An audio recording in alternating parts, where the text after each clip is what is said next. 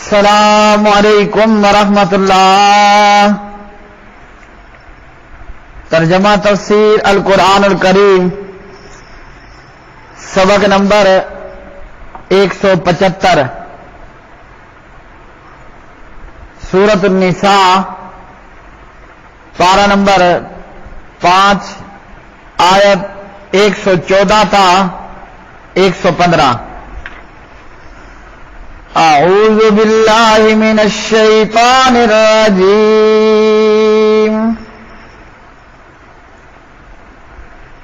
لا خیر فی کثیر من نجواہم الا من امر بصدقۃ او معروف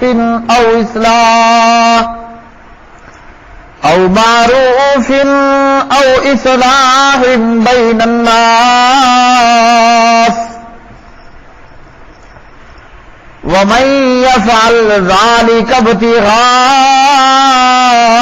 مرضات الله فسوف نؤتيه اجرا عظيما ومن يشاكك الرسول من بعد ما تبين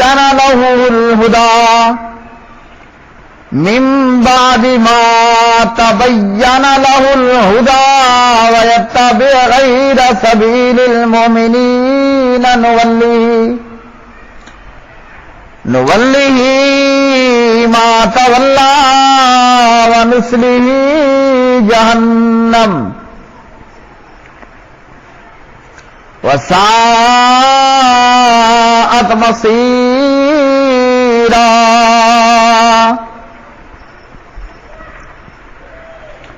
ان کی بہت سی سرگوشیوں میں کوئی خیر نہیں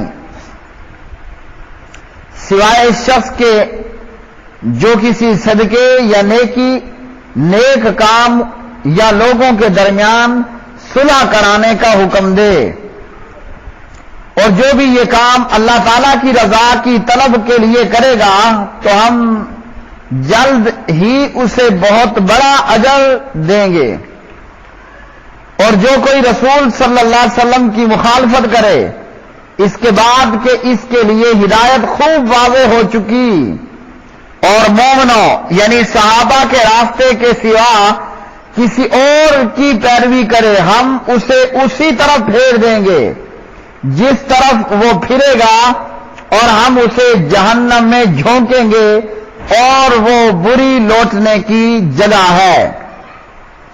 لا خیرہ، نہیں ہے کوئی بھلائی، فی کثیر من نجواہم، ان کی بہت سی سرگوشیوں میں، الا من، سوائے اس شخص کے جو امرا حکم دے بصدقۃ، صدقے کا، او معروف یا نیکی کا، او اصلاح یا صلح کرانے کا، بین الناس، بیچ لوگوں کے، ومن، اور جو شخص یفعل کرے ذالک، یہ ابتغاء، تلاش کرنے کے لیے، مرضات اللہ تعالیٰ کی رضامندی، فسوف، تو ان قریب، نؤتیہ، ہم دیں گے اسے اجرن، اجر، عظیما،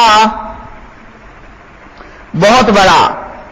ومن، اور جو شخص یشاقق، مخالفت کرے، الرسول، رسول علیہ الصلوۃ والسلام کی، من بعد ما، اس کے بعد کے، تبینہ، واضح ہو گئی، لہو، اس کے لیے، الہدا، ہدایت، ویتبع، اور وہ پیروی کرے، غیرہ، سوائے، سبیل المومنین، مومنوں کے راستے کے، نولہ، تو ہم پھیر دیں گے اسے، ما، جدھر، تولا، وہ پھرتا ہے، ونصلہ، اور ہم داخل کریں گے اسے، جہنم میں، وساءت، اور وہ بری ہے، مصیرا، پھرنے کی جگہ۔ پیارے بھائی اور میری بہنوں، آج کے سبق میں ان آیات بینات کے اندر رب تعالی نے یہ بتایا کہ سرگوشیوں کے اندر کوئی خیر و بھلائی نہیں ہوتی۔ سرگوشی یعنی کچھ لوگوں سے کچھ بندے علیحدہ ہو کر مشورہ کرنے لگ جائیں۔ تو فرمایا کہ ان کی بہت ساری سرگوشیوں میں کوئی خیر نہیں ہے۔ اکثر لوگ جو چھپ چھپ کر علیحدہ علیحدہ ہو کر میٹنگیں کرتے ہیں، مشورے کرتے ہیں، بہت سارے لوگوں کی بہت ساری سرگوشیاں ایسی ہوتی ہیں کہ اس میں کوئی خیر و بھلائی کا کام نہیں ہوتا۔ ہاں، اللہ رب العالمین نے ان لوگوں کو علیحدہ کر دیا، فرمایا کہ کوئی مل بیٹھ کر بیٹھے ہیں اور سوچ و بچار ہو رہی ہے۔ کس بات کی سوچ و بچار ہو رہی ہے؟ کہ جی اللہ کی راہ میں صدقہ کیسے کرنا ہے، اور یا یہ کہ نیک کام کو، نیکی کے کام کو لوگوں کے بیچ میں کس طرح پھیلانا ہے، یا دو گروہ یا دو فرد، دو جماعتیں، دو لوگ آپس میں لڑے ہوئے ہیں، ناراض ہیں، غصہ ہے، ان کے بیچ میں صلح کیسے کرانی ہے۔ تو یہ تو ہے خیر کے کام۔ اور اس کے تعلق سے، اسی طرح دیگر چیزوں کے تعلق سے پیارے نبی علیہ الصلوۃ والسلام نے اپنی حدیث کے اندر کیا بیان فرمایا؟ امام احمد ابن حنبل رحمہ اللہ اس کو لے کر آئے مسند احمد میں، ابو درداء رضی اللہ تعالی عنہ کی روایت ہے۔ نبی علیہ السلام نے فرمایا، الا اخبرکم بافضل من درجۃ الصلاۃ والصیام والصدقہ، قالوا بلا یا رسول اللہ۔ پیارے نبی علیہ السلام فرماتے ہیں، کیا میں تمہیں ایک ایسا عمل نہ بتاؤں جو درجے کے اعتبار سے نماز، روزے اور صدقے سے بھی افضل ہے؟ اللہ اکبر۔ وہ کیا عمل ہے؟ صحابہ نے پوچھا، کیوں نہیں، بتائیے ضرور ہے اللہ کے رسول۔ آپ نے فرمایا، اصلاح ذات البین وفساد ذات البین ہی الحالکہ۔ وہ عمل جو ثواب اور درجے کے حساب سے نماز، روزے، صدقے سے افضل ہے، وہ یہ عمل ہے کہ لوگوں کے بیچ میں صلح کرا دینا۔ دو جماعتیں، دو لوگ، دو فرد آپس میں لڑے ہوئے ہیں، ان کے بیچ میں صدقہ جو ہے وہ صلح کرا دینا۔ اور فرمایا کہ لوگوں کے باہمی تعلقات کو خراب کرنا، یہ ایک ایسا عمل ہے جو تباہ و برباد کر دینے والا ہے۔ مسند امام احمد ابن حنبل۔ تو اس حدیث سے ہمیں کیا معلوم ہوا؟ ہمیں چاہیے کہ ہم لوگوں کے بیچ میں صلح کرائیں۔ ہمارے معاشرے میں کیا حال ہے؟ ہم لگائی بجھائی کا کام کرتے ہیں۔ اگر دو لوگ، دو بندے، میاں بیوی، دو دوست، دو جماعتیں، دو گروہ آپس میں لڑے ہوئے ہیں تو اکثر لوگ صلح کرانے کی بجائے وہ لگائی بجھائی کا کام کرتے ہیں۔ لا حول ولا قوت الا باللہ، استغفر اللہ۔ اللہ تعالیٰ ہمیں اس سے بچائے اور رب تعالیٰ ہمیں معاف فرمائے۔ اگر دو بندے آپس میں لڑے ہوئے ہیں تو لگائی بجھائی کرنے والے کیا کہیں گے؟ او جی وہ تو آپ کے متعلق بڑی نازیبا گفتگو کر رہا تھا، اگر اس نے کوئی ایک جملہ کہا ہے یہ اس کو 10 جملے بنا کر پیش کر دیتا، اگر اس نے کوئی بات کہی اور اس کا وزن تھا 1 کلو، یہ اسے 5 کلو بنا کر لگائی بجھائی کا کام کرتا ہے۔ نتیجہ یہ کہ دو بندوں کے بیچ میں صلح صفائی کی بجائے مزید رولا رفڑا، مزید جھگڑا زیادہ ہو جاتا ہے۔ اور پیارے نبی نے ہمیں تعلیم کیا دی ہے کہ دو لڑے ہوئے، دو ناراض لوگوں کے بیچ میں صلح صفائی کراؤ، یہ درجے کے اعتبار سے نماز سے، روزے سے، صدقے سے بھی افضل ہے۔ اللہ تعالیٰ ہمیں اس بات کی توفیق دے۔ اور دو لوگوں کے اندر باہمی تعلقات کو خراب کرنا جیسے یہ لگائی بجھائی والے لوگ کرتے ہیں، تو فرمایا یہ کام تو تباہ و برباد کر دینے والا ہے۔ اسی طرح صلح صفائی وغیرہ کے حوالے سے امام احمد ابن حنبل نے رحمہ اللہ ام کلثوم بنت عقبہ کی روایت کو بیان کیا۔ انہوں نے نبی علیہ الصلوۃ والسلام کو سنا، لیس الکذاب الذی یصلح بین الناس فینمی خیرا او یقول خیرا۔ وہ شخص جھوٹا نہیں ہے جو لوگوں کے بیچ میں صلح کرا دے، اور اچھی خبر منسوب کرے یا اچھی بات کہے۔ تو اس حدیث سے بھی ہمیں معلوم ہوا کہ لوگوں کے بیچ میں صلح صفائی کرانی چاہیے۔ کوئی بھی اچھی بات ہے وہ آپ ایک کی جا کر دوسرے کو بتائیں، نہ کہ لگائی بجھائی کا کام کر کے دھواں دیتی ہوئی آگ کو شعلے مارتی ہوئی آگ میں تبدیل کریں۔ ہمارے ہاں یہی کام ہوتا ہے، جو آگ ابھی دھواں دے رہی ہے بجائے اس کے کہ ہم اس پہ پانی ڈال کر اس دھوئیں کو بھی بند کر دیں، ہم اسے پھونکے مارتے ہیں۔ کیا نتیجہ نکلتا ہے؟ وہ جو دھواں ہے وہ اب آگ شعلے مارتی ہوئی آگ کی شکل اختیار کر لیتا ہے۔ تو یہ تباہی ہے، یہ ہلاکت ہے۔ اس لیے مجھے، آپ کو، ہم سب کو اپنے اعمال پہ نظر ثانی کرنی چاہیے، اپنے اعمال کو دیکھنا چاہیے کہ آیا ہم لڑے ہوئوں کے بیچ میں، ناراض لوگوں کے بیچ میں صلح صفائی کرتے ہیں یا پھونکے مار کے آگ، دھواں دیتی آگ کو شعلوں میں تبدیل کرتے ہیں۔ بہت سے لوگوں کی یہ بد خصلت موجود ہے۔